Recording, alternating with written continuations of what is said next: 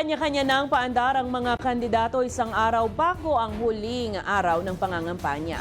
Ang mga botante naman, kanya-kanya na rin kilatis sa mga iboboto. Samantala, ang COMELEC may mga reminders sa mga dapat at hindi dapat gawin sa araw ng halalan sa Lunes.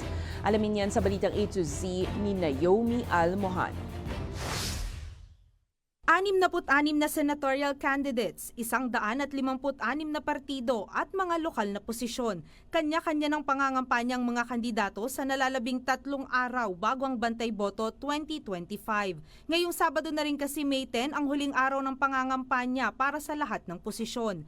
Ang tindera na si Bubbles, kumpleto ng listahan ng mga iboboto matapos mabusising kilatisin ang mga plataporma at nagawa ng mga tumatakbong kandidato. May isang salita, may patutunayan talaga, may ginagawa na at may mga gagawin pang pangarap sa Pilipinas. Habang ang magkaibigang Dom at Reg naman hanggang ngayon hindi pa rin kumpleto ang listahan. Binibigyang importansya kasi nila ang kredibilidad ng mga ito. May mga certain names po ako na na-consider before.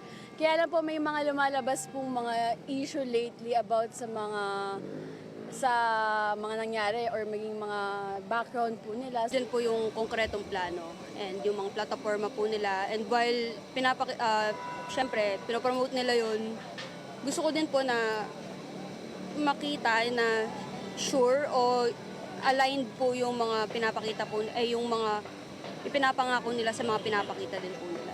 Pero paalala ng Commission on Elections, hindi naman kailangang kumpletuhin ang bilang ng mga kandidatong iboboto. Pwedeng mag-undervote. Ang hindi lang pwede ay yung sumobra ang iboboto dahil hindi na ito bibilangin ng makina. Nagpaalala rin ng komisyon sa mga dapat at bawal gawin o dalhin sa mga voting center at precinct sa araw ng halalan. Kabilang sa mga ipagbabawal ang pagsusuot ng campaign materials gaya ng t-shirt o pin na may pangalan o mukha ng kandidato.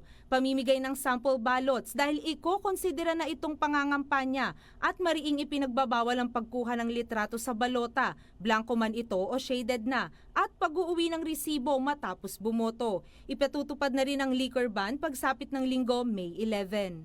Huwag na po muna tayo magiinom ngayong mga panahong ito. Pagpaliban na lang po, kahit po yung mga pagsasabong, kinakailangan matigil muna yan dito po sa ating papalapit na halalan. Para naman sa madaling proseso ng pagboto, papayagan ng komisyon ang pagdadala ng kodigo o listahan ng mga pangalan ng inyong iboboto.